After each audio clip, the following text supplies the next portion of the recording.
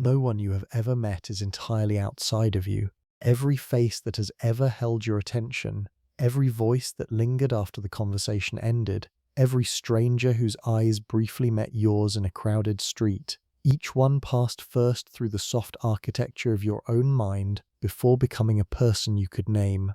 And somewhere beneath the noise of ordinary life, a strange suspicion has visited almost everyone at least once, that the people we encounter are in some quiet way reflections of parts of ourselves we have not yet recognized. Welcome, gentle traveler of the late hours.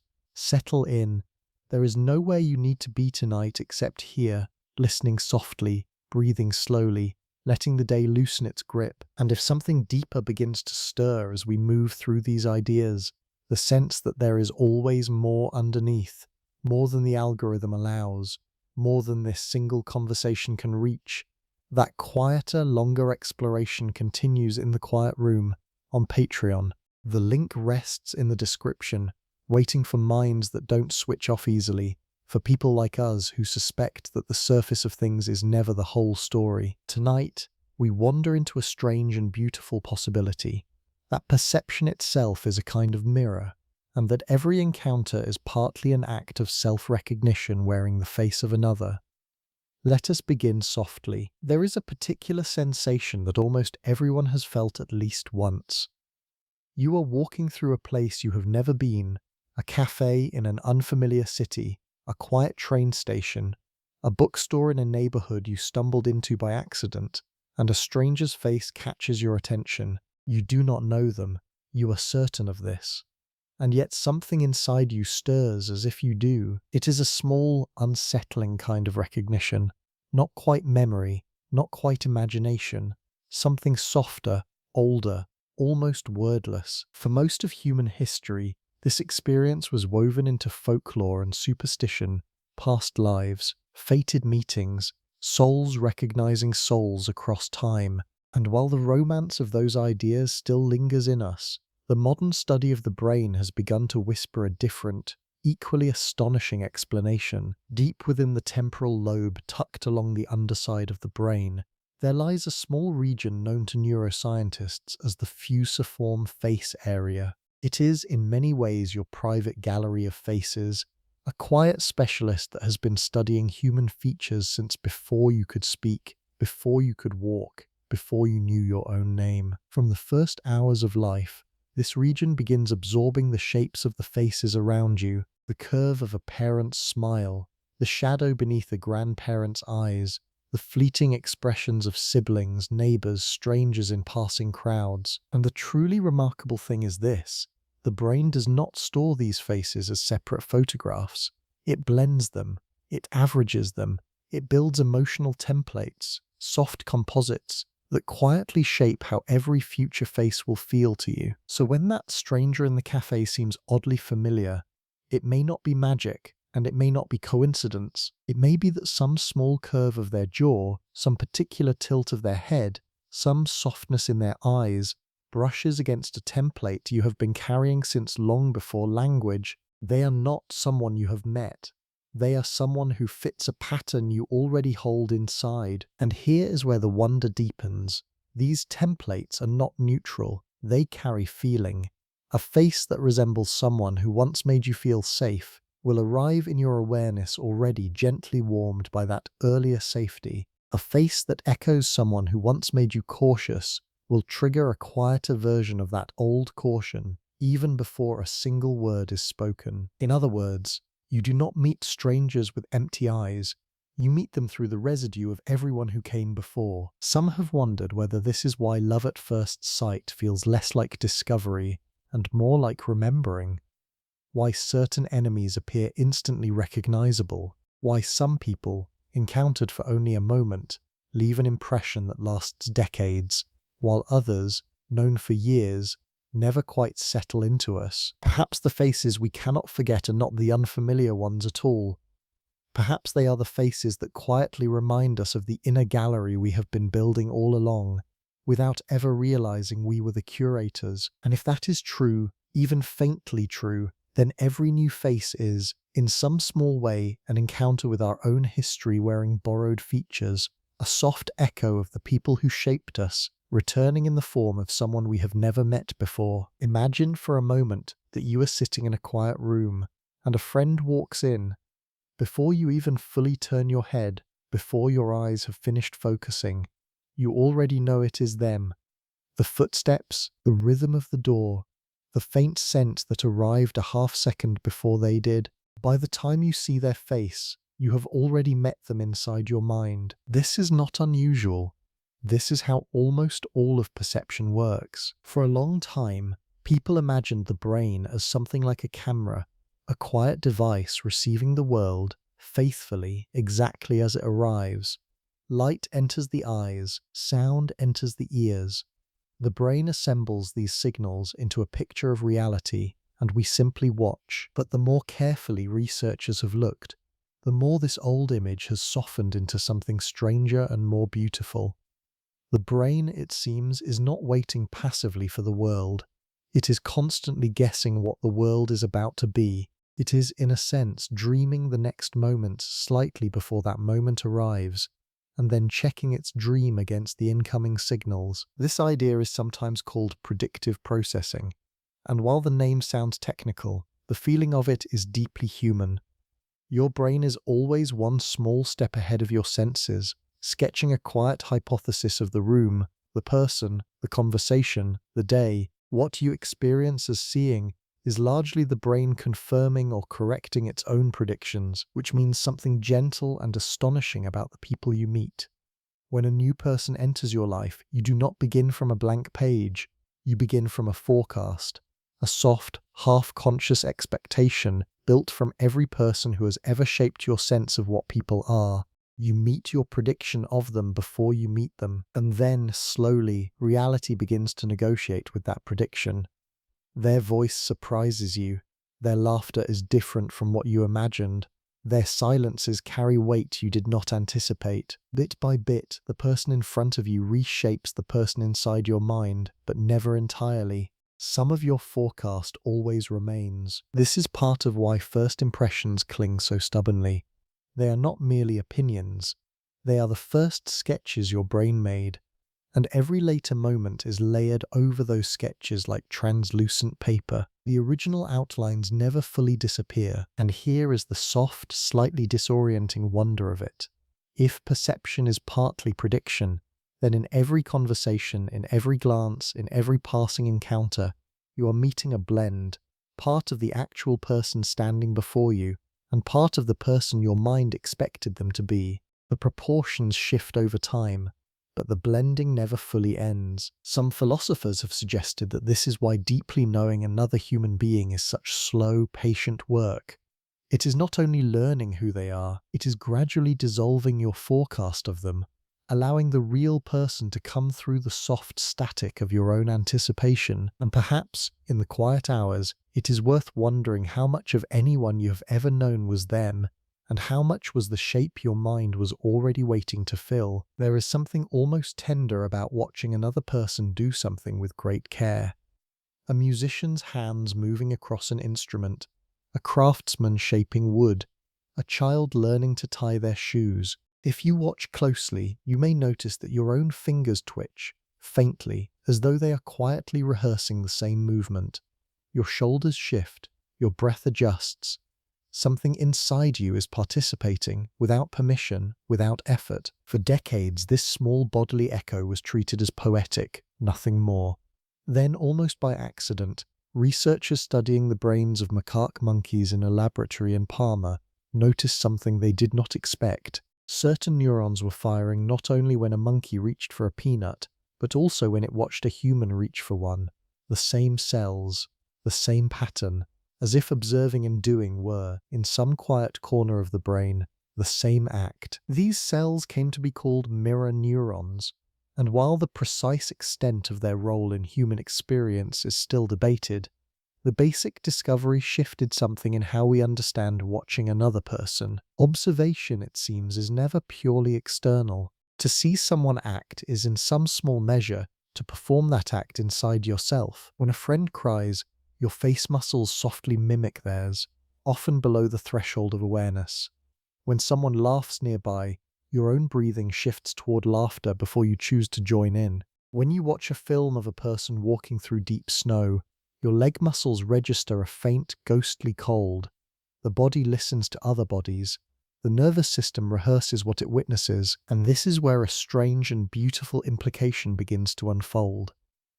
Every person you have ever spent time with has, in some small way, left a trace inside you. Not as a memory in the usual sense, but as a pattern your body and brain quietly practiced.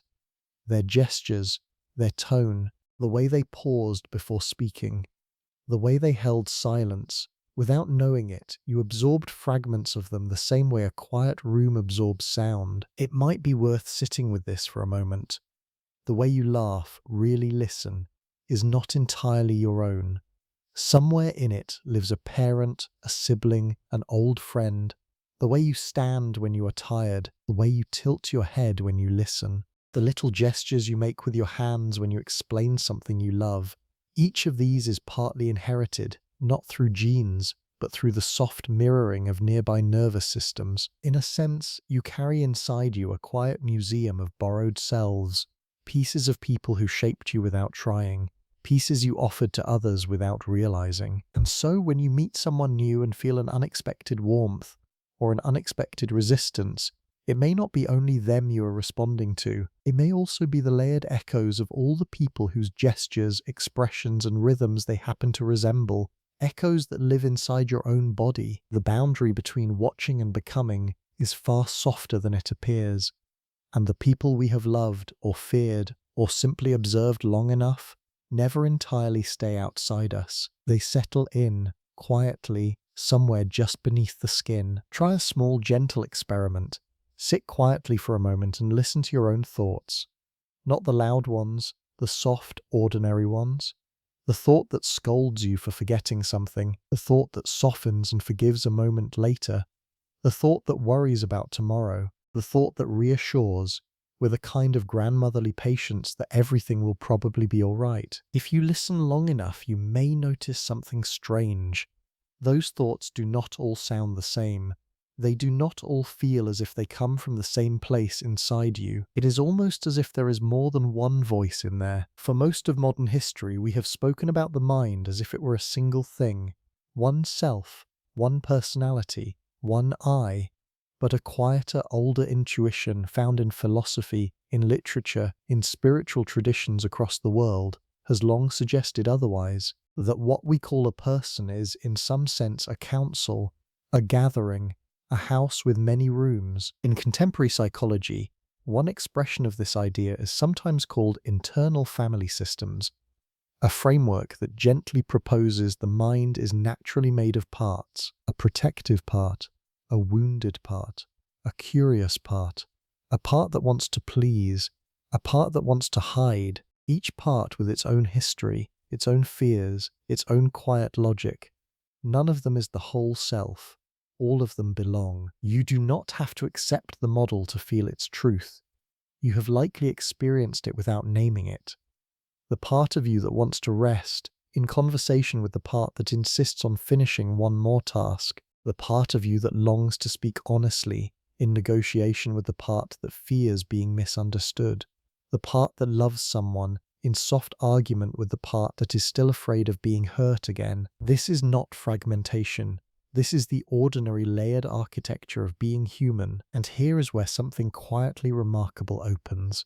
If the mind already contains a crowd long before any stranger enters the room, then perhaps every new person we meet does not arrive into an empty space. They arrive into a populated inner world, and almost inevitably they will resonate with some part of that inner cast more than others. One person speaks to the cautious one inside you, another awakens the playful one, another stirs the part of you that has been quietly waiting to be heard for years. In this light, our relationships look slightly different. They are not only meetings between two whole sealed selves, they are also meetings between the outer person and the inner part of you that recognized them first. Some have wondered whether this is why certain people seem to bring out entirely different versions of us. With one friend you are gentle and reflective, with another sharp and quick, with a third surprisingly playful.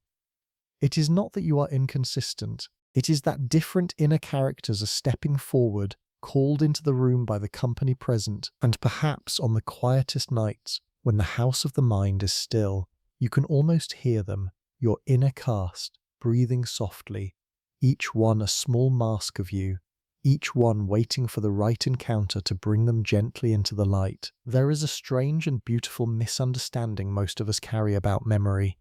We tend to imagine it as a quiet library, each experience filed away on a shelf, each face, each conversation, each room of our past stored faithfully, waiting to be retrieved exactly as it was. We imagine that when we remember someone, a grandmother who has been gone for years, an old friend we have not seen in a decade, we are opening a sealed envelope and reading the same words written long ago. But the more researchers have studied how memory actually works, the more this image has gently dissolved. Memory, it seems, is not a library. It is more like a living room that rearranges itself slightly every time you enter it. Each time you remember a moment, you do not retrieve it untouched. You reconstruct it, and in reconstructing it, you subtly reshape it, sometimes by a sentence, sometimes by a feeling, sometimes by a small detail that quietly slips in from a later part of your life. This process has a name in neuroscience: reconsolidation. The idea is that memories, once recalled, become briefly soft again, like clay returning to a workable state, before settling back into storage in a slightly altered form. What you put back is not exactly what you took out. Sit with that for a moment. The grandmother you remember tonight is not quite the grandmother of 20 years ago. She has been gently sculpted by every recollection since. The friend you remember from childhood has been quietly shaped by your later understandings, your later forgivenesses, your later wounds. The version of them living inside you is, in some sense, a long collaboration between who they actually were and who you needed them to become. This is not a flaw. It is not a failure. It is one of the most tender, most human qualities of the mind. Memory is not a photograph. Memory is a relationship, ongoing, evolving, alive. And here the implications soften and deepen. The people you carry inside you, the ones you no longer see, the ones who have died, the ones who have drifted away, the ones who only passed through your life briefly, none of them remain exactly as they were. They have been folded slowly into you, reshaped by your own becoming. In a sense, you have been quietly co-authoring them for years. This is part of why two siblings can remember the same parents so differently.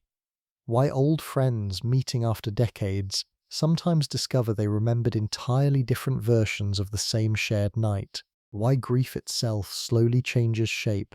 The person we mourn at 20 is not quite the person we mourn at 50, even when it is the same person. Some have wondered whether this is one of the gentlest secrets of being human, that the people inside us are never frozen, that love continues to sculpt them long after the original encounter has ended, that even those we have lost remain, in some quiet way, still in motion within us. And if memory is a soft sculptor, then perhaps every person you have ever met now lives partly as themselves, partly as you.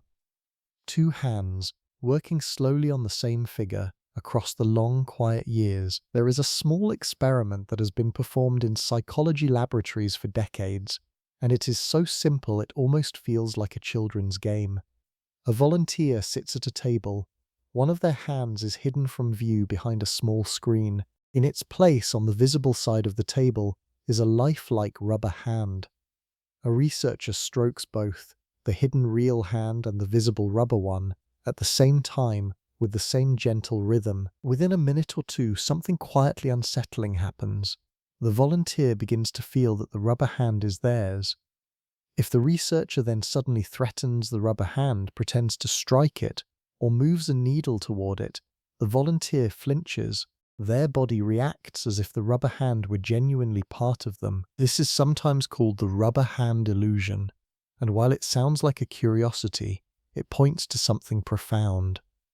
The sense of where you end and where the world begins is not a fixed line drawn at the surface of your skin. It is a soft, ongoing construction inside your brain, a guess updated moment by moment about which parts of the world currently belong to you. Under the right conditions, That guess can be gently expanded to include a piece of rubber on a table, or extended into the handle of a tool you have been using for hours until it begins to feel like an extension of your hand, or stretched into a car you have driven for years, whose edges you sense almost as your own when you are parking in a tight space. The boundary of the self, in other words, is more porous than it usually feels, and here is where a quiet door begins to open.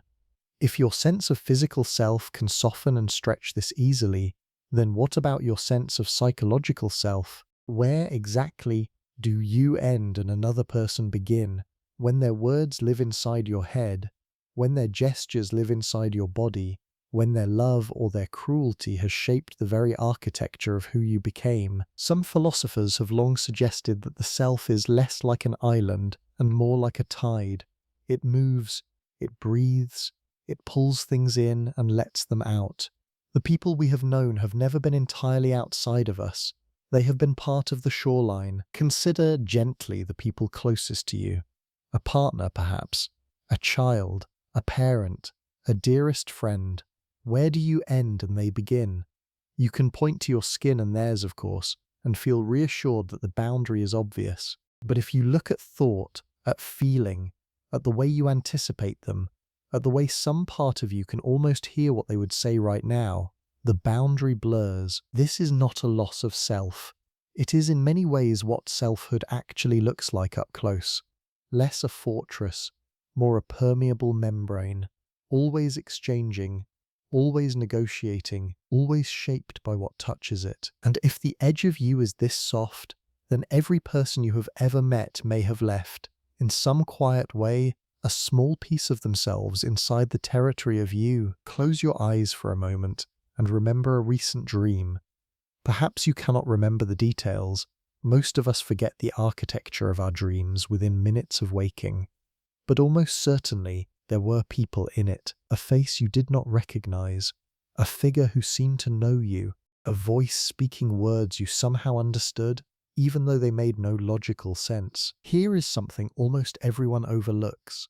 Every single person in every dream you have ever had was generated in their entirety by you. The face you did not recognize was assembled by your own mind. The stranger who seemed to know you was written, costumed, and voiced by you. The crowds in your dreams, the friends you have never met, the antagonists who terrified you, the lovers who left you breathless, all of them, without exception, came from the same place, somewhere quietly inside. Dream researchers have long been fascinated by this. During REM sleep, the brain enters a state in which it appears to construct entire social worlds from scratch. Characters, conversations, conflicts, reconciliations, using nothing but its own materials. The cast is enormous, the performances are detailed, and yet not one of these characters has any existence outside the dreamer. When we think about it carefully, this is one of the strangest facts of being human. You contain, every night, a small population of beings who feel completely real. Some of them act like people you know. Some of them act like people you have never met. Some of them have personalities entirely different from yours. Wiser, crueler, kinder, more frightened, more confident. And all of them are, in the end, you. Or rather, fragments of you, dressed in unfamiliar faces. In waking life, this fact is easy to dismiss. Dreams are dreams, but sit with it gently, and a slow wonder begins to emerge. If your mind is capable of generating fully convincing strangers every night, strangers with their own voices, their own intentions, their own surprises, then your sense of self must be far larger and stranger than the small voice you usually identify with during the day. Some traditions have intuited this for centuries. In certain old contemplative practices, dream figures were treated as messengers from hidden parts of the dreamer's own being. Modern psychologists, in their own quieter way, have arrived at something not entirely different. The dream, in this view, is a kind of nightly theatre in which the mind explores aspects of itself it cannot easily examine in daylight. The aggressive stranger in your dream may be a part of you you have not made peace with. The kind, unfamiliar figure who comforts you may be a part of you you do not yet know how to access while awake. The lost child wandering through your dream city may be a younger version of yourself, still waiting to be found. If dreams are made entirely of inner material, then perhaps each one is a soft rehearsal, a way for the mind to meet its own multiplicity in the privacy of the night. And perhaps the most familiar strangers of all are not the ones you encounter in waking hours, but the ones who quietly visit you in sleep, wearing faces you almost recognize. Try this. The next time you are alone, in a quiet moment, waiting for a kettle to boil, sitting in a parked car, lying in bed before sleep, notice what your mind does when nothing is asking anything of it. You may find that, almost immediately, it begins to populate the silence. A conversation you had earlier, a reply you wish you had given, a future encounter you are imagining in advance, a memory of someone you have not thought about in years. The mind, it seems, does not rest the way the body rests. When external demands fade, an entire inner population steps softly into the room. Neuroscientists have noticed this. When researchers place people in scanners and ask them to simply do nothing, no task, no problem to solve, no instruction to follow, a particular network of brain regions becomes especially active. They have called it the default mode network. It is the brain's resting state, but the word resting is almost misleading, because what this network seems to do in its quiet way is generate imagined social life. It rehearses conversations, it revisits past relationships, it imagines what other people might be thinking, it constructs scenarios involving others, both real and possible. In other words, when the brain has nothing to do, it tends to drift toward people. This is one of the most quietly humbling discoveries of recent neuroscience. The default state of the human mind is not solitary contemplation. It is imagined company. Even alone, you are rarely alone. Sit with that gently. The room around you may be empty. The house may be silent. The world outside may be sleeping. And yet inside you, in the soft theatre of the default mode, an entire crowd may be present. Old friends, lost relatives, future strangers, imagined versions of people you barely know. The brain seems to use silence as a stage. This may help explain something many people sense but rarely articulate. Why solitude can feel so populated. Why loneliness can be so loud. Why an empty evening can fill with voices from years past. Why we sometimes carry on entire conversations in our heads with people who are not there, and arrive somehow at conclusions, decisions, even forgivenesses through these silent exchanges. If the resting mind naturally generates inner company, then those imagined others are not strangers at all. They are parts of your own social cognition, given temporary faces. Each imagined conversation is, in some sense, a quiet self-conversation, conducted through the borrowed voices of those you have known. Some have wondered whether this is one of the deeper functions of human consciousness, that we are designed in some way to keep the people in our lives alive within us, to continue learning from them, arguing with them, loving them, forgiving them, long after the literal encounters have ended. And perhaps this is part of why the people you have most deeply known never quite leave. They settle into the default mode of your mind, and on the quietest nights they walk softly through its corridors, keeping you company in a way you only half realize. The empty room is rarely empty.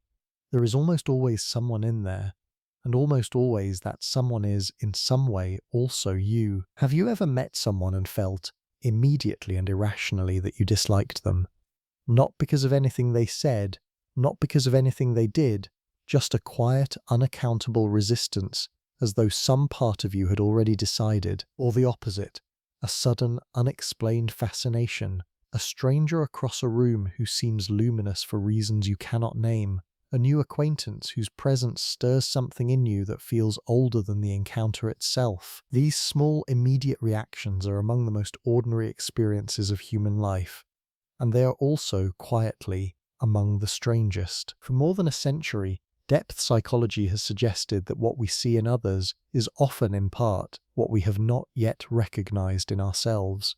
Carl Jung gave one version of this idea a name that has since drifted into common language: the shadow. He proposed that every person carries within them aspects of being human they have, for one reason or another, disowned.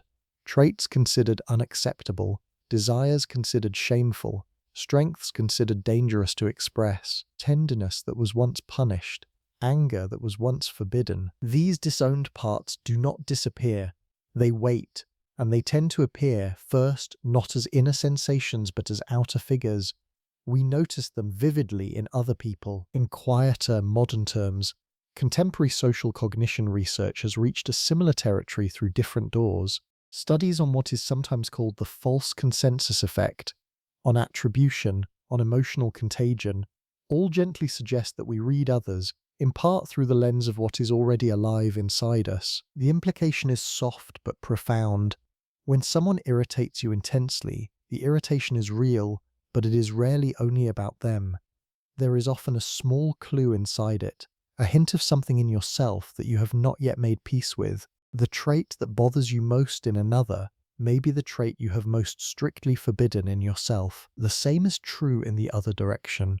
The qualities that draw you, that fascinate you, that you find yourself admiring almost helplessly in another, these too may be reflections, parts of your own potential that you have not yet permitted yourself to live, capacities you sense in yourself but have not yet claimed. This does not mean that other people are merely projections. They are real. They have their own histories, their own depths, their own truths entirely independent of you. But the way we experience them, the intensity, the resistance, the magnetism, is coloured often heavily by the inner material we bring. Projection, in this gentle sense, is not a flaw. It is a kind of quiet translation. The mind translates inner unknowns into outer figures because outer figures are easier to see than inner shadows. We do not yet have the language for what lives inside us, so we point to someone outside and say, "That one, they are like that," without realizing that the pointing is also a soft glimpse into a mirror. And so the people who provoke the strongest reactions in us, the ones we cannot stop thinking about, the ones who haunt our quiet hours, may be in some way messengers, not from elsewhere, from the parts of us still waiting to be claimed. Long before psychology had words for what we now call identity, theatre had already understood something quietly profound about it. In the ancient world, actors did not perform with their own faces. They wore masks, carved from wood, formed from linen and plaster, painted with sharp expressions of grief, rage, laughter, or serenity. These masks transformed the actor into a character. One performer could become many figures in a single afternoon, simply by changing what they wore over their face. The Latin word for these masks was persona. It literally meant to sound through, referring to the way the mask shaped and projected the actor's voice. And from that single word came our modern words person and personality. Let that settle for a moment. The word we use today for our innermost identity began as a word for a theatrical mask. This is not an etymological accident. It is a quiet inheritance of insight. The ancients seemed to know, in their bones, that what we call a person is, in some sense, a performance, not a deception but a shaped expression, a voice given form, a self projected through a particular contour into a particular world. And they understood too that one human being could carry many personas: the mask of the citizen, the mask of the parent, the mask of the lover, the mask of the mourner, none of them entirely false, none of them entirely the whole. Across the world, different cultures have intuited similar truths. In certain traditional ceremonies, masks were used not to hide the wearer, but to allow other parts of them, or other presences, to come through.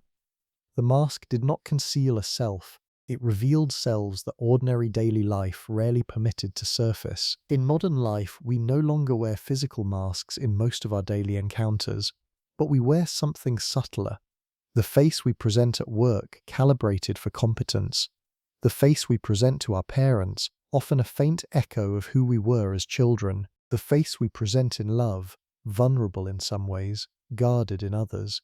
The face we present to strangers, polished into a kind of social neutrality. The face we present, finally, when alone, softer, looser, more uncertain than any of the others. These are not lies. They are personas, each one a soft expression of a part of you, shaped by the relationship and the moment. And here is the gentle realization that the ancients seem to hold and that we sometimes forget. Other people are doing the same, always, inevitably, not deceptively but humanly. The version of your friend you meet over coffee is not the entire person. The version of your colleague you see in a meeting is not the whole of them. The version of the stranger you glimpse in passing is the thinnest possible slice of who they truly are. Everyone you have ever met has been wearing a persona, in the original sense, a mask through which their voice could pass into your particular world. And perhaps, on the quietest reflection, the deeper question is not whether the masks are real. They are. The deeper question is what walks behind them, and whether the figure behind your mask and behind theirs is more similar than either of you usually realizes. There is a quiet, ordinary act that human beings perform thousands of times a day, almost without noticing it. It is so familiar we have stopped finding it strange, and yet, examined carefully, it is one of the most remarkable things our minds do. When you watch another person, you imagine what they are feeling, not by asking, not by being told, often not even by thinking about it consciously. You simply look at them, the slope of their shoulders, the softness or sharpness of their eyes, the rhythm of their breathing, and somehow an interior sense rises in you of what their interior must be like. This capacity has many names. Sometimes researchers call it theory of mind, the ability to construct, inside your head, a working model of someone else's mind. Sometimes it is called mentalizing. In ordinary language, we call it empathy. But here is the quiet, slightly disorienting truth at its core. To imagine what another person is feeling, your mind must use its own materials. There is no other clay available. When you sense your friend's sadness, you build that sadness inside yourself out of fragments of your own sadnesses, past and present. When you sense someone's joy, you assemble it from your own joys. Their inner world, as you perceive it, is constructed inside your own. In some sense, every act of empathy is also an act of inner reconstruction. You become a soft, temporary model of the other person, made out of you. This is part of why empathy is so exhausting in large doses. It is not merely listening. It is a kind of inner sculpting, a continual remaking of yourself into approximations of the people around you, caregivers, therapists, teachers, parents. Anyone who spends long hours holding the inner worlds of others often knows this fatigue without being able to name it. It is also why empathy has its limits. We can only model what we have some access to. The grief of someone whose loss is utterly unlike anything we have known is hard to reach. The joy of someone whose life has been shaped by experiences entirely foreign to ours is hard to fully feel. We can extend ourselves, stretch our inner materials, listen carefully, imagine generously, but we are always in the end building from our own clay. And yet, this limit is also the gift. Because if empathy is simulation, then in every moment of true empathy, something of the other person becomes briefly part of you. You take their shape faintly into your own. You feel for a moment what it might be like to be them. And then, when the moment passes, a small residue remains. You return to being yourself, but a slightly larger self, expanded by the brief inner residence of another. Over a lifetime, this is how souls quietly enlarge. Not through grand experiences, but through millions of small simulations of other minds. Each person you have truly tried to understand has, in some small way, joined the inner population of who you are. And perhaps this is why deep relationships feel less like joining two separate worlds, and more like the slow, quiet merging of two evolving inner landscapes, each shaped, in part, by the other. Find, if you can, an old photograph of yourself. Not from last year, from long ago, childhood perhaps, or a version of you from a decade or two back.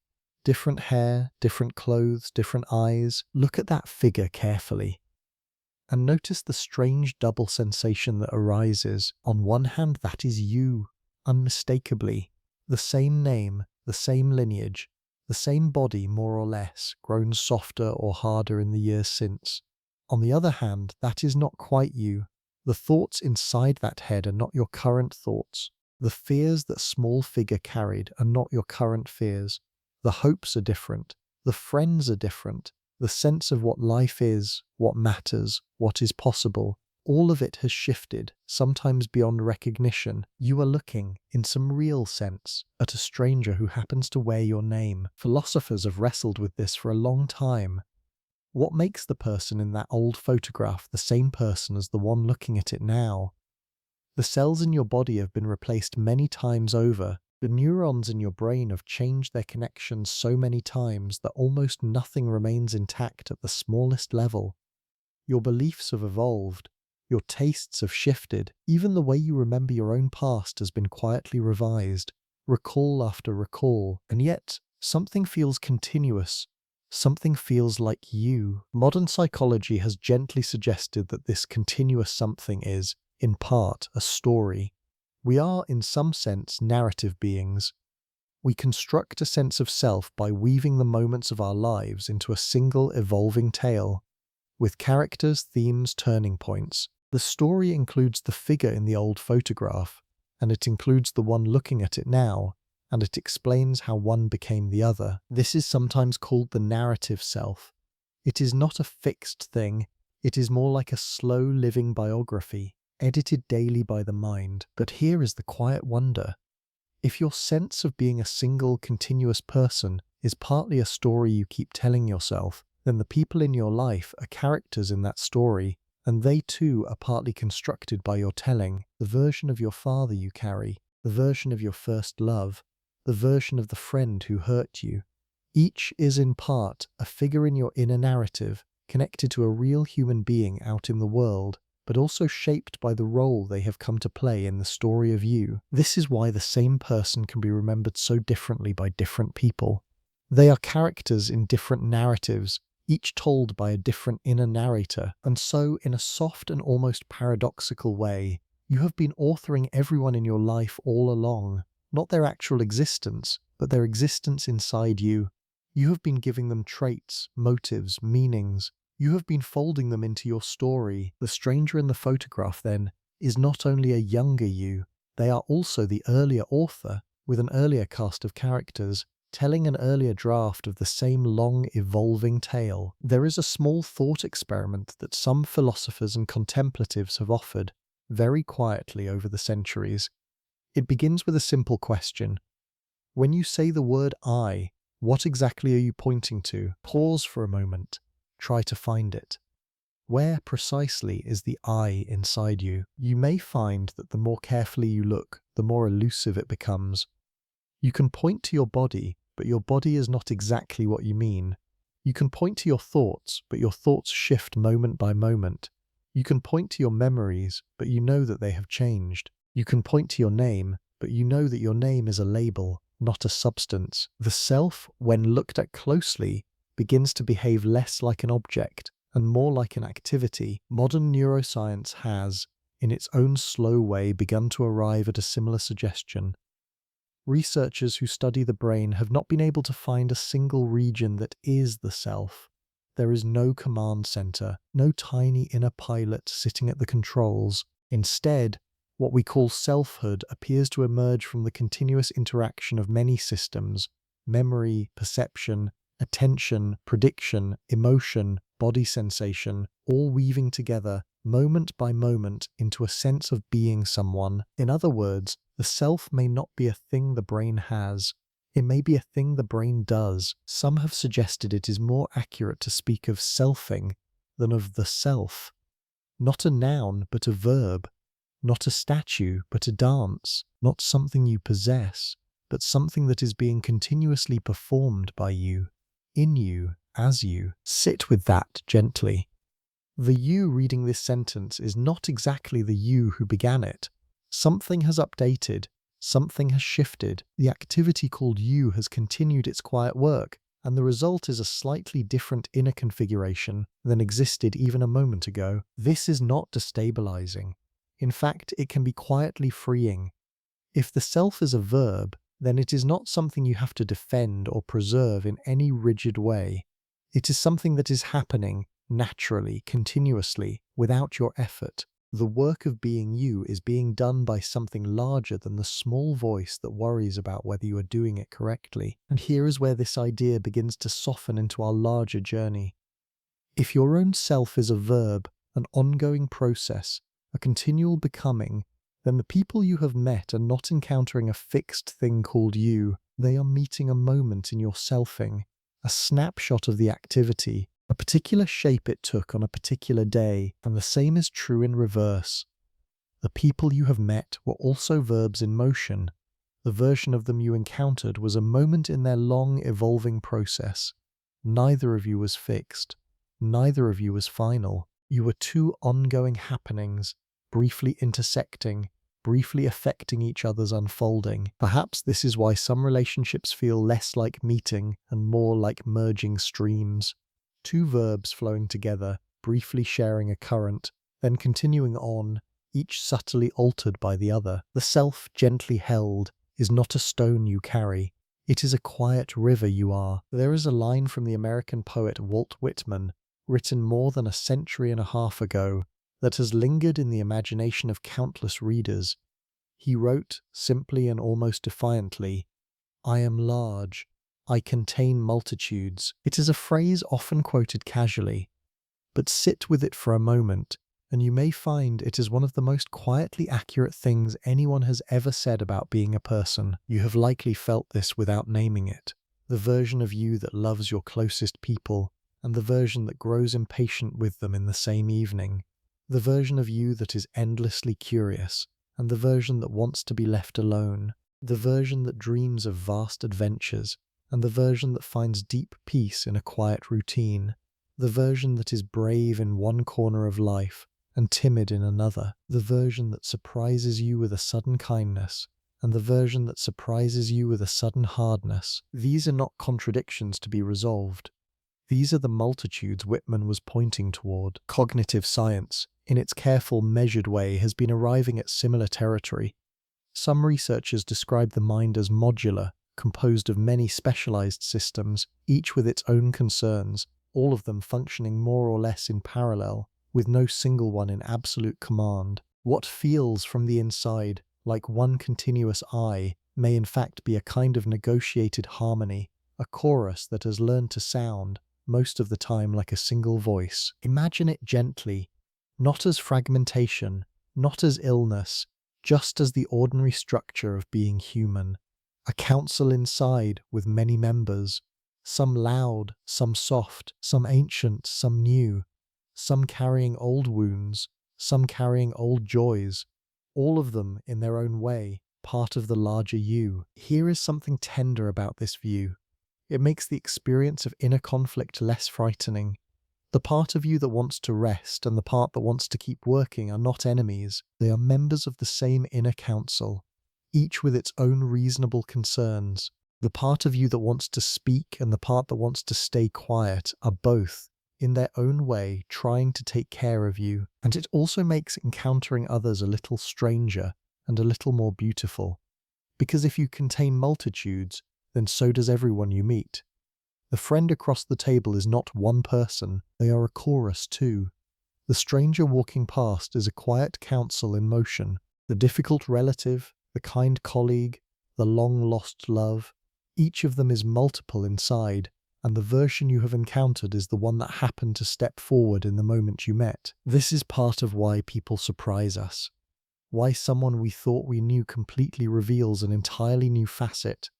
Why old friends, after years apart, feel both familiar and unfamiliar at once. We are never meeting all of anyone. We are meeting whichever inner member of their council happens to be present. And perhaps the deepest connections in life are not the ones in which we meet one another's surface selves, but the ones in which, slowly, over time, we are introduced to more and more of each other's multitudes, and find that we still belong to one another anyway. Long before you had words, you had faces. Before you understood language, before you had any concept of self or other, you spent your earliest months gazing upward at the curve of a parent's chin, the soft expressions of grandparents, the quiet attention of whoever fed you, held you, soothed you when you cried. Your nervous system was learning, in those silent months, what other humans were like. what their faces did when you were upset, what their voices did when you were calm, how their bodies responded to your needs or did not. These early experiences left no conscious memories.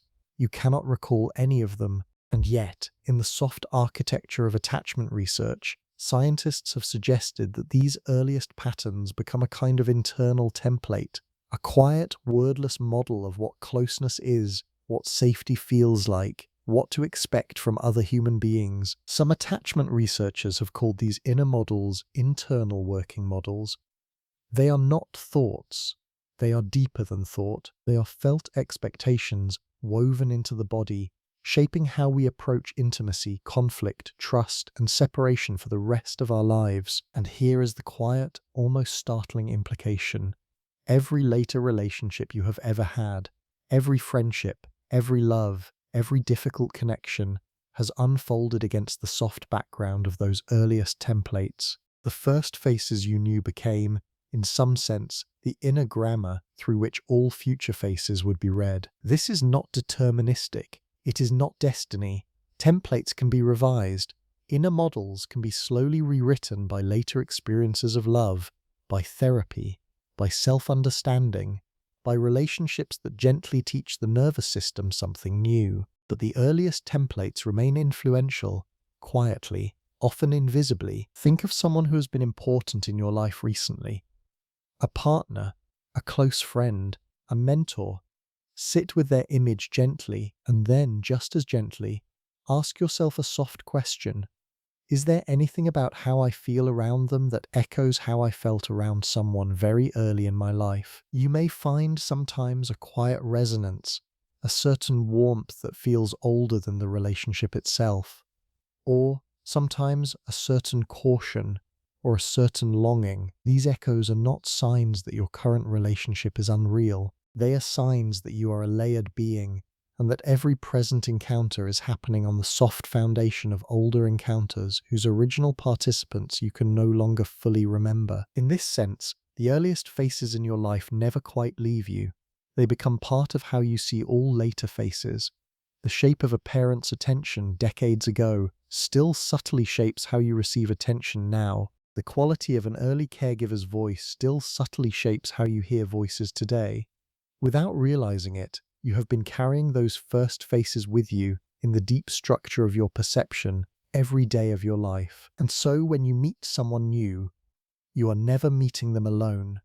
You are meeting them through the soft residue of everyone who once held you, looked at you, spoke to you in your first wordless years. They are looking at the present person through the long hallway of those earliest gazes. Every face in some quiet way is layered over the first faces, and the first faces are, in some quiet way, still looking back. Think of someone you spoke with only once, a passenger beside you on a long flight, a person who shared a quiet conversation in a waiting room, a neighbor you exchanged words with for a single evening and never saw again, someone whose name perhaps you no longer remember, and yet something about them stayed. This is one of the more curious experiences of being human, the way certain brief encounters seem to leave residues out of all proportion to their length.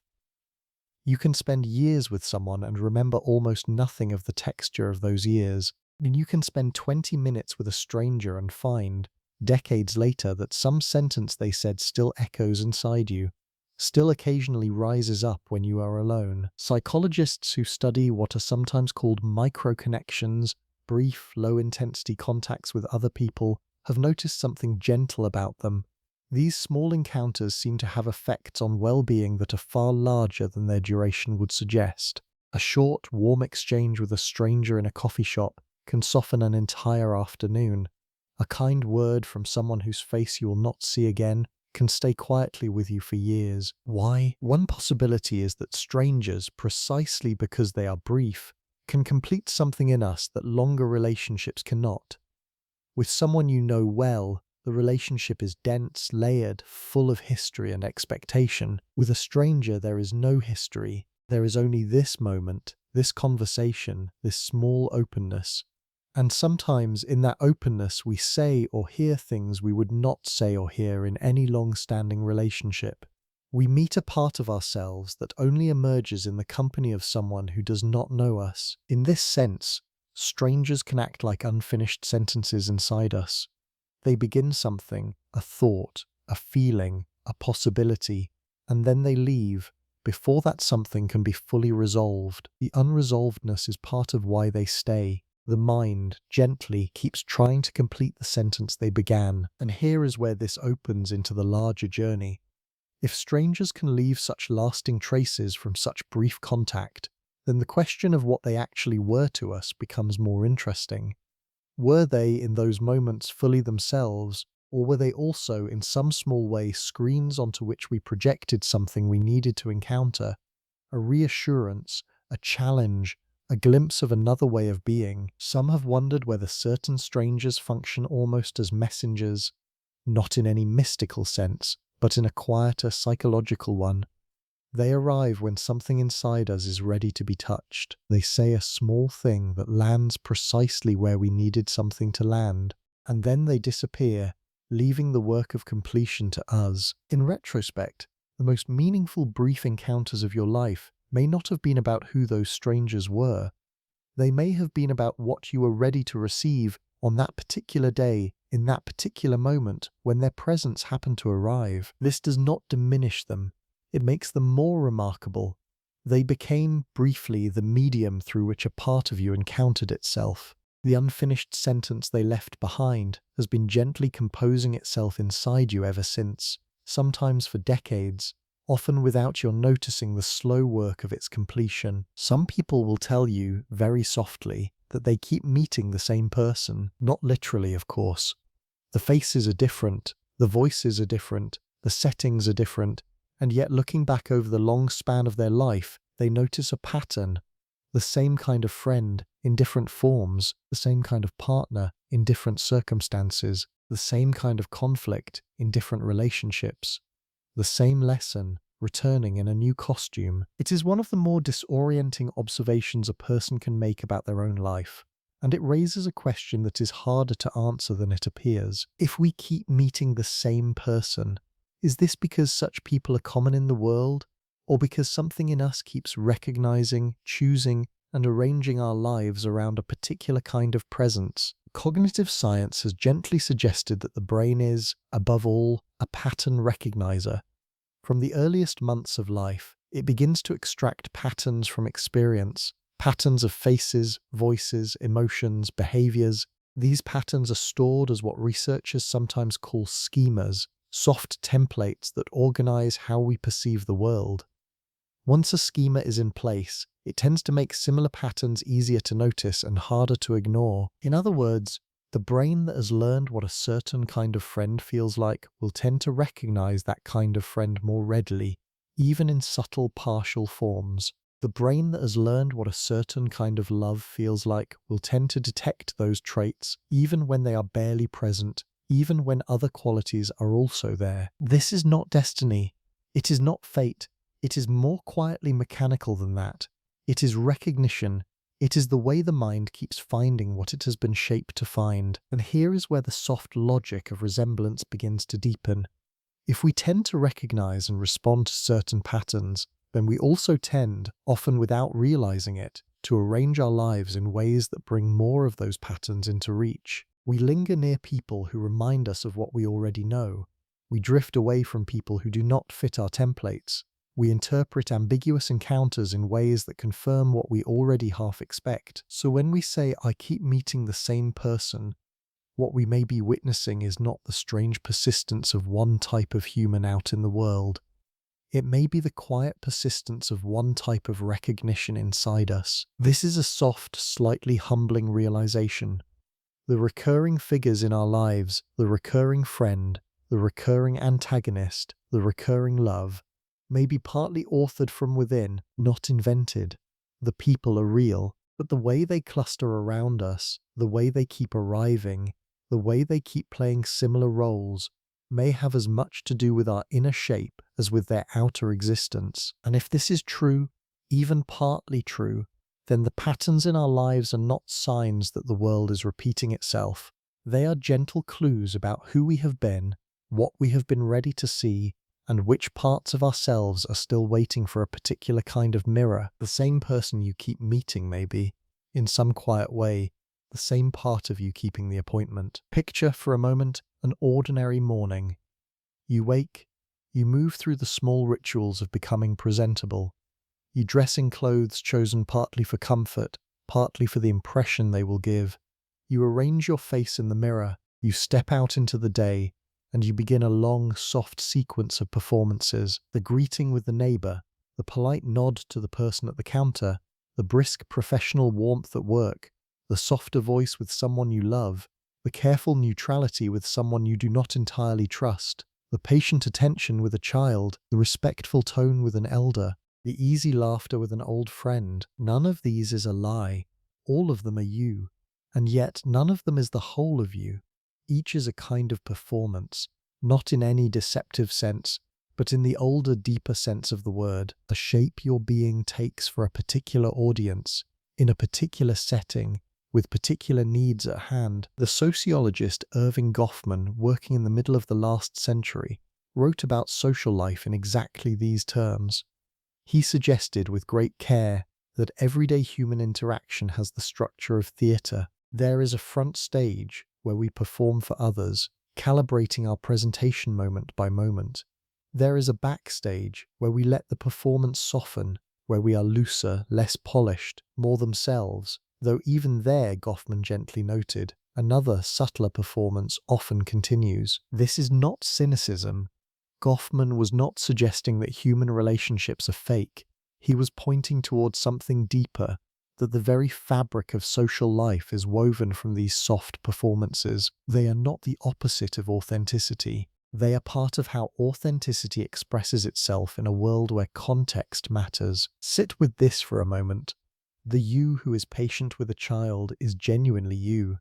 The you who is sharp in a difficult meeting is genuinely you. The you who is quiet at a funeral, lively at a celebration, formal in front of strangers, foolish around old friends, all of these are genuine. None is a fraud.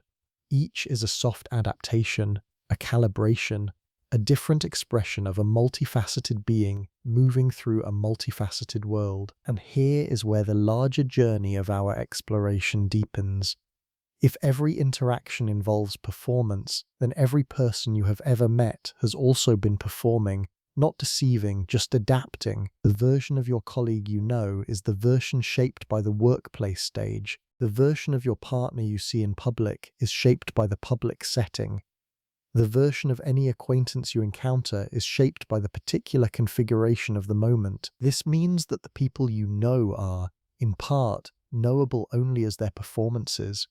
Behind those performances, there is always more, quieter selves, hidden tendernesses, private thoughts, backstage truths you will never see, and the same is true of you. The people who know you have known your performances. Some have been allowed further behind the curtain. Some have only ever seen the front stage, and even those closest to you have only ever seen a portion of the full theatre of your inner life. This is not lonely. It is, in a way, deeply human. We are all, gently, performing for each other. And in the spaces between the performances, the small moments when masks soften, something else can sometimes pass between us. Something that does not need a costume to be felt. There is a small experiment you can try, very gently, in your own life. Think of a person who irritates you, not someone who has done something objectively harmful, just someone whose presence, whose mannerisms, whose way of moving through the world scrapes against you in a way you cannot fully explain. Now ask yourself, with as much honesty as you can manage in this quiet hour, what exactly is it about them? The first answer that arises is usually the surface. They are too loud, too needy, too confident, too anxious, too forward, too withdrawn, too something. And then, sometimes, if you sit with the question a little longer, a quieter answer begins to whisper. The thing in them that irritates you most might be, gently, softly, a thing you have not allowed yourself to express, or accept, or acknowledge. The trait you cannot stand in them may be a trait that lives in you, locked away, quietly forbidden. This is one of the oldest insights of depth psychology, and one of the most uncomfortable. Carl Jung gave it a name. He called it the shadow. He proposed that each of us, in the long process of becoming a socially acceptable person, has put away parts of ourselves, qualities, desires, capacities that did not fit the rules of the family, the culture, or the time we grew up in.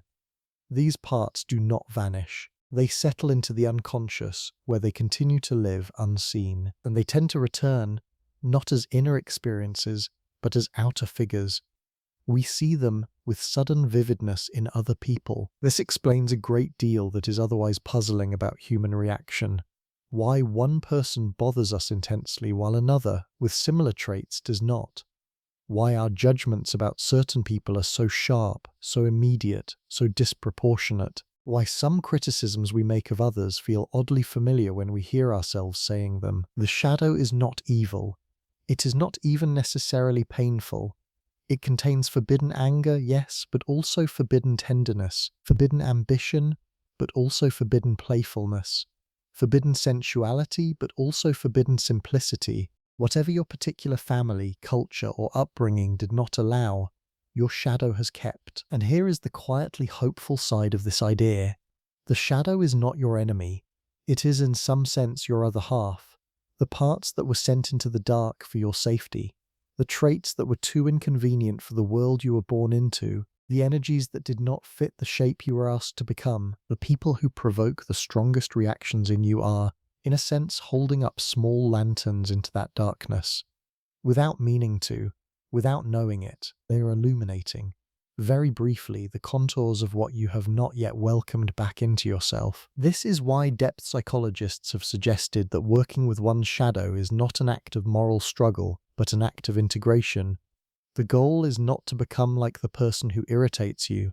The goal is to recognize, gently, the part of yourself that recognizes them so strongly, and to ask kindly whether that part might be ready to come home. Over time, the figures who once provoked us so intensely begin to lose their power, not because they have changed, but because we have.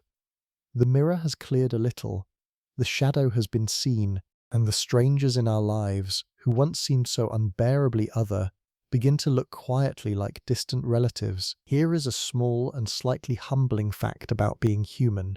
Long before you have consciously decided how you feel about someone, your nervous system has already cast a vote. In studies of what is sometimes called implicit association, researchers have shown that within a fraction of a second of encountering a face, a stranger, a photograph, a fleeting figure, the human brain produces a quiet evaluation, pleasant or unpleasant, familiar or unfamiliar, trustworthy or wary. Long before the conscious mind has a chance to weigh in, these rapid judgments are not the product of careful reasoning. They are products of association, the brain's vast, mostly invisible network of links between faces, sounds, words, situations, and the feelings that have, over a lifetime, become connected to them. A face that resembles someone who once made you feel safe will quietly trigger a faint warmth. A face that shares features with someone who once frightened you may quietly trigger a faint caution. None of this is conscious. Most of it never rises to the level of awareness. And so, the moment you encounter a stranger, an entire silent process has already run. By the time you think, I like this person, or something is off about them, the underlying decision has, in some sense, already been made by parts of your nervous system you cannot directly observe. This is one of the more uncomfortable revelations of modern psychology. It suggests that our preferences for other people, who we are drawn to, who we avoid, who we trust at first glance, are not nearly as freely chosen as they feel. They are shaped, often heavily, by associations we never consciously selected, but there is a softer, more spacious way to hold this truth. If our likes and dislikes are partly automatic, then they are not in themselves moral facts. They are signals. They tell us something about our history, our conditioning, our patterns. They do not tell us definitively who is worthy of our company. This opens a quiet possibility. The instinctive judgments we make about strangers can be noticed without being obeyed. The faint pull towards someone, the faint resistance to someone else, can be felt and then gently examined. We can ask, where might this be coming from, without rushing to act on it? And here is the deeper turn. If the algorithm of liking and disliking is largely built from associations with people you have known, then in some real sense, your reactions to strangers are reactions to ghosts, echoes of past faces, resonances of old voices. The unknown person before you is being read through the lens of everyone they faintly resemble. In this view, your first impression of a stranger is, more often than you might guess, an impression of your own history wearing a new face. This is part of why deeper relationships require time. Time allows the initial associations to soften. Time allows the actual person to push through the ghost of the past you have projected onto them. Time allows the algorithm to update itself with new data. This person is themselves, not the echo your nervous system first mistook them for. The next time you meet someone new, you might notice the quiet pull or push your body produces and gently set it aside, just briefly, to make room for who they actually are. Beneath the automatic vote, there is almost always a stranger waiting to be met for the first time. There is a particular kind of evening that almost everyone has lived through. The house is quiet. There is no one expected. The phone perhaps is silent, and in that silence, something rises, a sensation often called loneliness, though it is sometimes far stranger than the word suggests. Because if you listen carefully, the loneliness is not silent. It is full of voices. Old conversations replay themselves softly in the back of the mind. People you have not seen in years drift through your thoughts.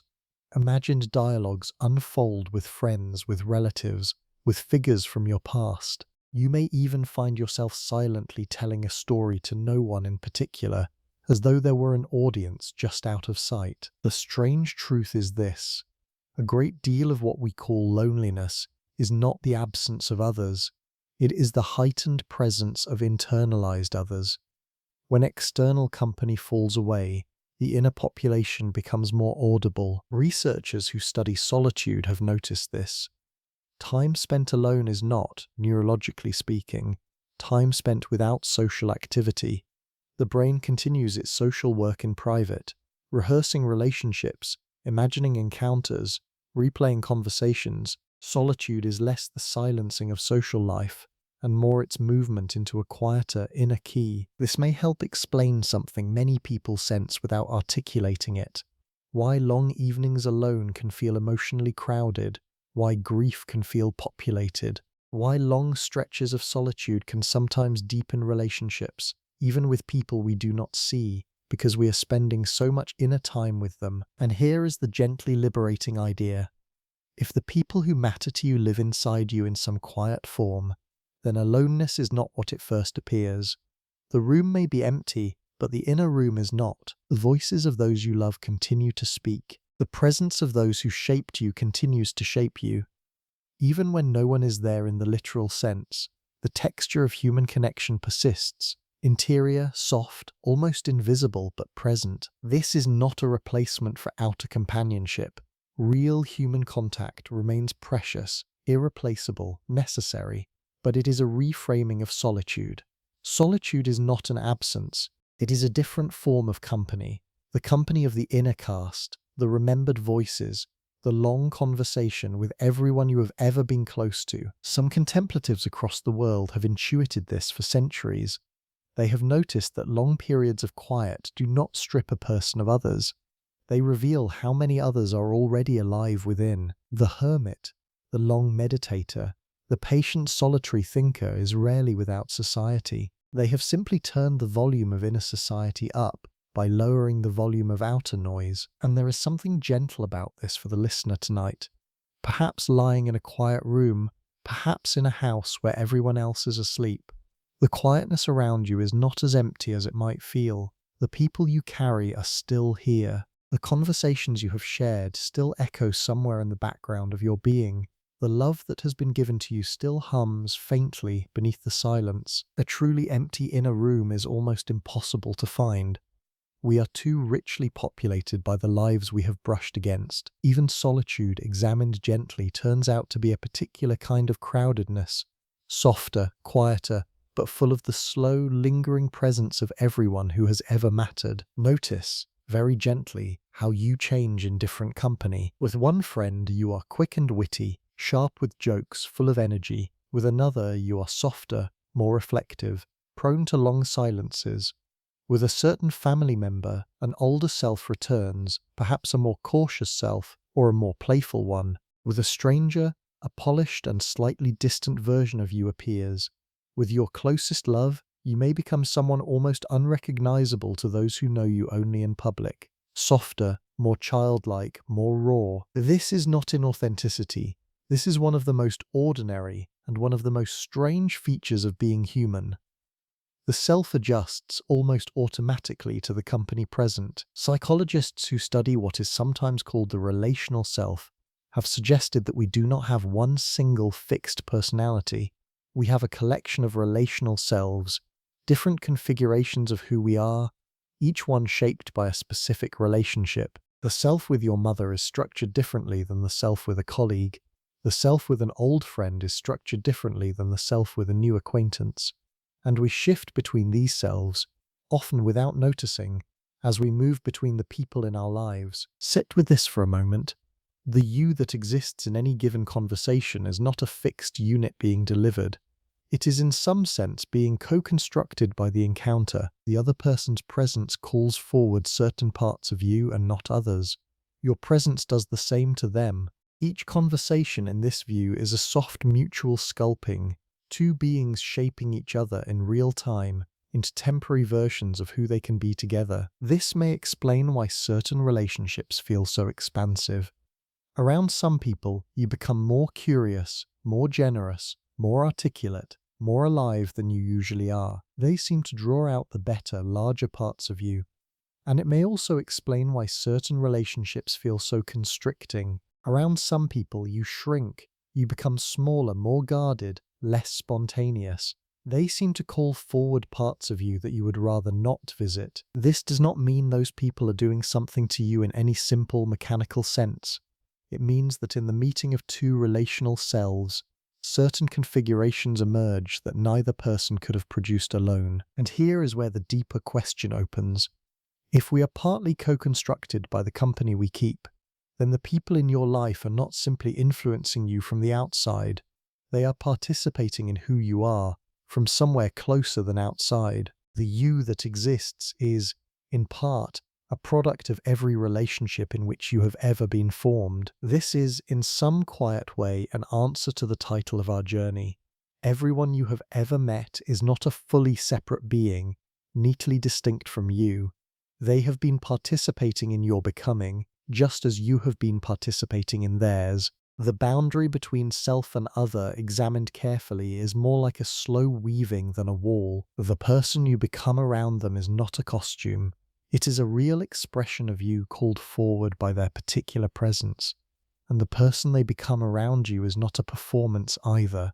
It is a real version of them, called forward by yours. In every meeting, two selves quietly co-create a third thing, the relationship itself, that lives partly inside each of you long after the meeting ends. There is a phrase people use almost helplessly when they describe certain meetings.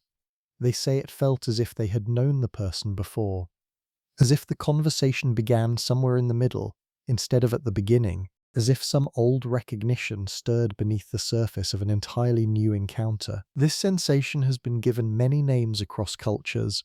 Some have called it kindred spirit, some have called it soul recognition, some have spoken of past lives. The poetic language varies, but the underlying experience is remarkably consistent. Two strangers meet, and something in one or both of them quietly says, "This is not new." Psychologists, in their gentler vocabulary, have offered another way of thinking about this. The intense feeling of familiarity with a near stranger is sometimes related to what researchers have explored under the broad label of limerence, an early intense form of attraction marked by heightened attention, idealization, and a strong sense of meant to be. Other studies have looked at familiarity bias, the way our minds find ease and warmth in features that resemble what we have known. Together, these ideas suggest something that is neither romantic nor reductive, but something in between. The feeling of having known someone before may be less about the stranger and more about the recognition systems within us. Some combination of their features, their voice, their rhythm, their energy, happens to align with patterns we have been carrying, sometimes for decades, sometimes since childhood. And when those patterns align, the result is not just liking, it is the strange, shimmering feeling that this person belongs in your life already. Sit with this for a moment. The home you feel with such a stranger may not be a home located in them. It may be a home located in your own depth, suddenly visible because their presence happened to illuminate it. This does not make the experience less meaningful. In some ways, it makes it more so, because if certain people awaken in you a sense of belonging that you have been quietly carrying within yourself, then their gift is profound. They have helped you remember that the home was already inside. This may be part of why some of the most powerful encounters in life are also some of the most disorienting. The stranger who feels like home does not merely add something to your existence, they reveal something that was already there, hidden under the noise of ordinary days, and once revealed, that something cannot easily be unseen. Some have wondered whether this is also why these encounters can sometimes be painful. The person who awakened that recognition may not remain in your life. The relationship may take a different course than expected. The conversations may stop, and then you are left with the inner home they helped you find, without the outer figure who first turned on the light. But the home is still yours. It was always yours. They were, in this gentler view, less the source and more the key. The door they opened was a door inside you, and once a door inside you has been opened, it is very difficult to close completely. So perhaps the stranger who felt like home was, in some quiet way, an emissary, not from a past life, from a deeper part of this one, a part of you that has been waiting, patiently, for someone whose presence could help you find your way back. There is, in almost every life, a figure who refused to be liked, someone who stood opposite you in some way, someone whose presence sharpened you, frustrated you, challenged you, or wounded you.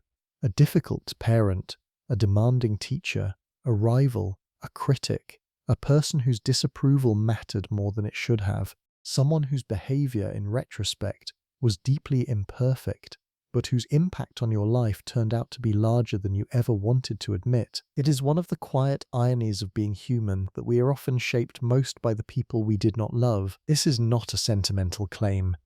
It is not a suggestion that difficult people are secretly gifts. Some difficulties are simply difficult, and some harms are simply harms. But beneath the surface of even painful encounters, something subtler often unfolds. The figures who resisted us, who challenged us, who frustrated us, sometimes acted as a kind of mirror against which we discovered who we actually were. This idea has roots in many traditions. In psychology, it touches on what is sometimes called psychological reactance, the human tendency to define and assert ourselves more clearly when pressed against. When someone tells you with insistence that you are not capable of something, a part of you sharpens its sense of what it is. When someone misreads you persistently, you become more aware of who you really are by contrast. In other words, antagonists, even unintentionally, can act as edges, and we discover our shape not only by what supports us, but by what pushes back. This does not justify cruelty. It does not romanticize harm. It simply notices something that anyone who has lived long enough has sensed quietly, that some of the clearest pictures of ourselves came not from those who loved us, but from those who challenged us. Sometimes, in moments of resistance, we learned what we believed. In moments of conflict, we learned what mattered to us. In moments of being misunderstood, we learned what we were not, and by subtraction, what we were. And here is the gentle, almost unsettling possibility. If antagonists help define the edges of who we are, then in some quiet way they are participating in our becoming, just as the people who loved us did. The shapes we have taken in life have been carved both by the soft hands that held us and by the hard surfaces that pressed against us. This means, in a soft and difficult way, that even the people who hurt us are part of the long story of how we became who we are. Not because their behavior was good, not because they meant well, but because we, in our remarkable resilience, used the friction of their presence to discover qualities in ourselves we might never have otherwise found. This is not forgiveness. Forgiveness is its own slow, private process, and not always available, and not always required. This is something quieter. It is the recognition that we have learned from everyone, including those we wish we had never met. The antagonist as teacher is not a moral category. It is a structural one. The teaching happened, whether or not it was intended, and perhaps, in the long view of one's life, even the figures who wore the masks of opposition were, in some small way, helping a part of you come more clearly into the light. Try this small observation. The next time you find yourself in a meaningful conversation, listen carefully, not just to the other person, and not just to yourself, but to who else seems to be present in the room. If you listen well, you may notice something quietly remarkable. There are more than two people in this conversation. When you respond to someone, you do not respond purely from a single, fresh, unhistoried self. You respond with the help of voices you have absorbed across your life. The phrasing of a parent rises up in your speech. A teacher's old advice subtly shapes a sentence. Something a friend said years ago colors your tone. A book you read in your 20s offers a quiet image. Your past selves chime in. The younger one who first formed an opinion on this topic, the slightly older one who revised it, the version of you from last week who thought about something similar. The other person, of course, is doing the same. Their words are carrying the soft echoes of their parents, their teachers, their friends, their losses, their loves. Their voice is one voice, but it is layered with many. So when two people sit across from each other and talk, there are, in some sense, two crowds meeting, two long histories, two slow accumulations of inner voices, two layered architectures of internalized people, finding ways to communicate through a single mouth on each side. This is part of what makes deep conversations feel so much larger than the words being spoken. There is more in the room than there appears to be. The grandparents who shaped you are quietly present, the mentors who taught you, the strangers whose chance words once changed your mind, the version of you at 14 sitting on a windowsill, trying to figure out who you were going to become. All of them are listening, in some soft way, to what is being said now. And the same is true on the other side. The person across from you brings their own crowd. The people who shaped them have come to this conversation, even if none of them is named. This perspective gently reframes what relationships are. Two people are not just exchanging information, they are introducing, slowly, parts of their inner populations to each other. Over time, in a long friendship, in a long marriage, in a long mentorship, you begin to know not only the person in front of you, but the people inside them. The way their mother used to phrase something, the favorite sayings of a long-dead grandfather, the lessons that shaped their values, the voices that comfort them when they are afraid. To know someone deeply is to be slowly introduced to their inner crowd, and to be deeply known is to allow your inner crowd to be quietly visible to another. This may be why true intimacy is rare and slow. It is not the exchange of facts. It is the slow exposure of all the people who live inside each of you, and the patient discovery of how those populations might learn to live alongside each other. And on the quietest nights, when you find yourself replaying a meaningful conversation in your head, notice how many voices are participating in your reflection. You are not alone in remembering it. You have a soft inner audience, all of them gently going over what was said, each of them with an opinion, each of them part of you. When you meet someone for the first time, you are not actually meeting a single person. You are meeting, in some quiet way, the long line of people who came before them. Their face carries features from grandparents they may never have known. Their gestures carry habits inherited from parents who inherited them from theirs.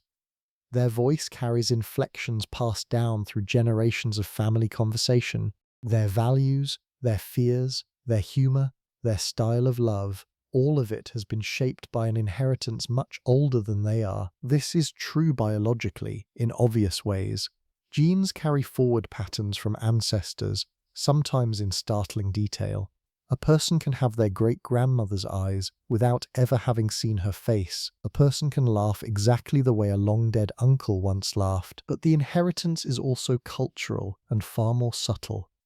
The way a family handles grief, the way it celebrates, the way it argues, the way it loves or withholds love. These patterns travel through generations not in genes, but in the slow transmission of behavior, language, and emotional atmosphere. By the time a child becomes an adult, they have absorbed, without realizing it, an entire family ecosystem, its rhythms, its silences, its unspoken rules. In more recent years, scientists have explored an even gentler possibility that some of the effects of ancestors' experiences may also subtly influence later generations through complex biological and developmental pathways that researchers are still carefully studying. This is sometimes discussed under the name of epigenetics. The science is delicate and unfolding, and any claims here should be held lightly. The broader idea is older than science, that we carry within us in some way the long lives of those who preceded us. And so, when you meet a stranger, the encounter is older than it appears. Their ancestors are quietly present in the shape of who they are. Yours are quietly present in the shape of who you are. Two streams of inheritance, sometimes flowing from very different lands, briefly intersect in the small space of a conversation. This is part of why some meetings feel weighted in ways that the moment cannot account for. There is more being exchanged than just the words. Two long histories, two long lineages, are quietly recognizing each other across the table. It is humbling to consider how much of who we are was decided before we were born. The languages we think in, the features of our face, the instincts in our body, the patterns we repeat in love, much of it was set in motion by people whose names we no longer know. And it is humbling too to realize that we are part of the same chain, that our gestures, our values, our voices will continue to ripple outward into the lives of people we may never meet. Children, grandchildren, students, friends, they will carry small fragments of us forward, whether they realize it or not, just as we carry small fragments of those who came before. So when you next encounter another human being, even briefly, remember the depth of what you are meeting. Not just a single life, a long current flowing through a temporary form. And the meeting itself, however brief, becomes a small confluence of histories far older than either of you can fully see. There is a famous, almost folkloric idea that any two people on Earth are connected by no more than 6 steps of acquaintance. You know someone, they know someone, they know someone, and so on. 6 links, often fewer, between you and any other living human. When this idea was first proposed, it sounded poetic. Then, surprisingly, researchers began testing it in experiments using letters passed by hand, and later in studies of social media networks. The basic pattern held with remarkable consistency. The world, it turned out, was statistically much smaller than it felt. Most humans were connected through chains shorter than common sense would have predicted. This is sometimes called the small world phenomenon. And although the exact number is debated and the chains are not always smooth, the broader truth is striking. The vast crowd of humanity, more than 8 billion strong, is not as vast as it appears in terms of social distance. The web of acquaintance is dense enough that most lives are surprisingly close to most other lives. Sit with that quietly for a moment. The stranger walking past you on the street is, statistically speaking, only a few introductions away from someone you love. The person at the next table in a quiet cafe is only a few introductions away from someone who once changed your life. The voice you overhear in a passing conversation belongs to a network that almost certainly intersects, at some quiet point, with yours. This is not mystical, it is mathematical. The structure of human networks, with their clusters of close ties and occasional long-range connections, naturally produces this kind of closeness. It is the geometry of being a deeply social species, and yet the implications feel almost more than mathematical. Because if everyone is so close in network space, then the line between people you have met and people you have not yet met is blurrier than it usually feels. The stranger across the room may already share with you several mutual acquaintances. A friend's friend may have once briefly known someone who deeply shaped you. The web is denser and warmer than our daily sense of distance suggests. This brings the journey of our exploration to a soft place. If we are connected, in this quiet mathematical sense, to nearly everyone, if the network of human relationships is this richly intertwined, then the idea that other people are entirely separate from us begins to feel less obvious. We are not isolated dots, scattered across a vast empty field. We are nodes in a slow breathing network, each of us part of countless overlapping circles of recognition. And inside us, as we have been gently exploring, that network is reflected. We have internalized parts of those we have known. Our inner population is shaped by the people who shaped us. The outer web of connection has a soft inner mirror, the gallery of voices, faces, and presences we carry quietly within. So perhaps the line between self and other is more like a contour drawn on water than a wall built from stone. The line is there, in some sense. We are individuals. We have our own bodies, our own thoughts, our own private griefs and joys. But the line is also crossed, constantly, in both directions. People flow into us. We flow into them. The world is densely connected, both outside and within, and every person you have ever met is a small node in that gentle breathing network, including, in some quiet way, you. There comes a moment, in long contemplation of these ideas, when something quietly shifts. The hard line that usually separates self from other begins to feel less like a wall and more like a soft membrane, still real, still meaningful, but no longer absolute. You are still you. The person beside you, or far away, or long gone, is still themselves. None of this dissolves into vague unity, but the boundary, looked at carefully, no longer feels like a fortress. It feels like a shoreline, always exchanging, always negotiating, always shaped by what touches it. If selfhood is something the brain quietly does rather than something it permanently has, if memory continuously reshapes who lives inside us, if perception is partly prediction, if empathy is partly inner simulation, if our inner population is partly built from the people we have known, then the question of where you end and others begin loses some of its sharpness. The honest answer is gentler than the question expects. You end wherever the activity called you happens to be ending, in this moment, and you begin again the next. This is not a loss. It is in some ways a homecoming. It returns us to an older understanding of what a person is, not a sealed unit, but a participant in a web of relationships, a node in a long inheritance, a process held open by the people around and within us. The softening of the boundary does not mean that you stop being yourself. It means that being yourself is no longer something you have to protect so anxiously.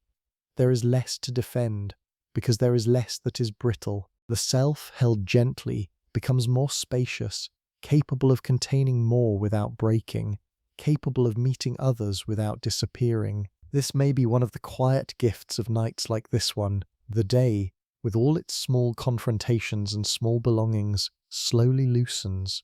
In the calm of the late hour, the firm edges of who you take yourself to be begin, ever so slightly, to soften. The mind, less defended, can hold larger truths, and the truth that everyone you have ever met has, in some small way, become part of you, no longer feels strange.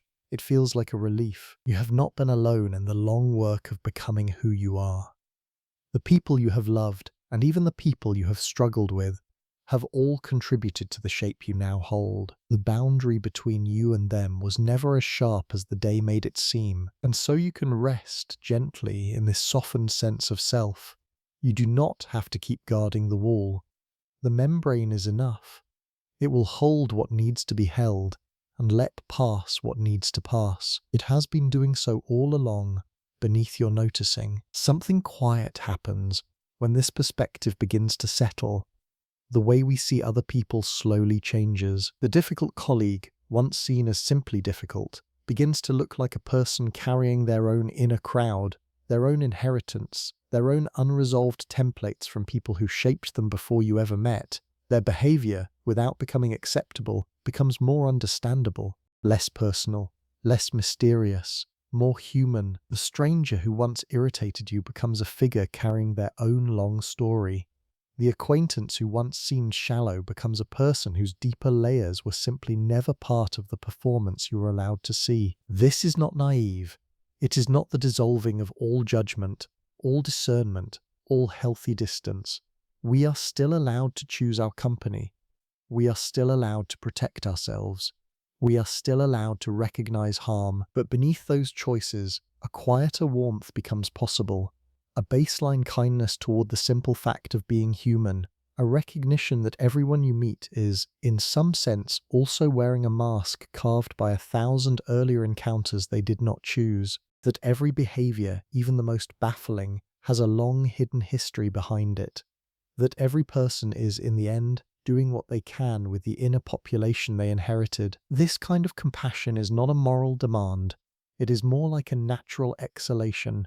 It is what arises when judgment loosens its grip and curiosity steps softly into its place. Instead of asking, "Why are they like that?" with edge, the question becomes, "What is the long story behind this person?" with gentleness. And this compassion, importantly, can extend inward as well. The harder you have been on yourself for your own contradictions, your own difficult parts, your own multitudes, the more this perspective gently invites you to soften. You too are a being shaped by countless influences. You too are doing your best with the inner crowd you inherited. The version of you that you sometimes struggle with is not separate from the rest of you.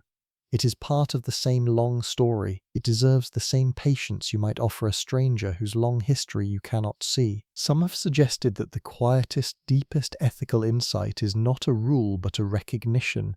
The recognition that we are all engaged in the same difficult, beautiful work of being human, with the same imperfect tools, in the company of inner figures we did not choose. From that recognition, kindness rises naturally, not as an obligation, as an inevitability, and so the compassion that follows is not effortful. It is what is left when the small wars between selves grow tired and lay down their weapons in the soft dark. For all that has been gently explored on this long, quiet walk, the deepest questions remain open. They have always been open. They will remain so long after this conversation ends, and long after all the conversations any of us will ever have. What is the self really beneath the activity that produces it? What lies underneath the layers of inheritance, conditioning, mirroring, projection, and memory? Is there something that simply is, behind all the becoming? Or is the becoming itself the whole story? The honest answer is that no one knows. Not the philosophers, not the neuroscientists, not the contemplatives. Each tradition has offered its own gentle approximations, each generation has refined its questions a little, and still the deepest layer remains untouched, uncertain, beautifully open. This is not a failure. It is perhaps one of the quietest privileges of being human. We live inside a mystery that we cannot fully solve, with minds that are themselves part of the mystery. The wondering is not separate from the wonder. The asking is part of what is being asked about. It would be possible to find this unsettling. But on a night like this one, in the soft hush of late hours, it can feel like something else entirely, like permission, like rest. You do not have to know who you ultimately are. You do not have to resolve the long mystery of selfhood before you sleep tonight. The mystery has been with you all your life, holding you, breathing with you, and it has not asked you to solve it. It has only asked you to be present within it. You do not have to fully understand the people you have known. You do not have to explain to yourself why some left lasting marks while others did not. You do not have to map every layer of who you are and who they were. The map can stay unfinished. The picture can stay incomplete. The mystery is large enough to hold the unfinished. The models offered here about perception, about projection, about memory, about inner multitudes are gentle approximations. They reach toward how, but not toward why. They describe the surface texture of the mystery. They do not and cannot exhaust it. There is always more underneath. There always will be. And so, with quiet humility, we acknowledge that everything explored tonight is a soft pointing, never a final answer. The deepest layers of self and other, of who is wearing which mask and why, of where one being ends and another begins, remain quietly beyond our reach. Perhaps that is exactly as it should be. The mystery is not a problem to be solved. It is, in some sense, the home in which we live, And tonight, here in the calm, we can simply let ourselves rest inside it. The night has grown quieter now. The thoughts that crowded the earlier hours have softened. The day, with all its faces, its conversations, its small encounters, has begun to settle. And as you lie here in the gentle dark, perhaps you can feel something quietly arriving. A soft sense that you are not as alone as the world sometimes makes you feel. The people you have known are still here in some quiet way, not loud, not demanding, just present in the inner room, breathing softly alongside you. The kind ones, the difficult ones, the ones whose names you remember, the ones whose names you have forgotten, the ones who passed through your life for a single evening, and the ones who stayed for decades. All of them, in their small ways, have helped shape the being who is resting here now. And all of them have left, somewhere inside you, a soft trace of themselves. You do not have to do anything with this knowledge tonight. You do not have to resolve anything. You do not have to forgive anyone you are not ready to forgive, or understand anyone you do not yet understand. The journey does not ask that of you. The journey only asks that, for this last quiet moment, you let the day soften, let the faces of the day pass gently through your mind, one by one, without judgment.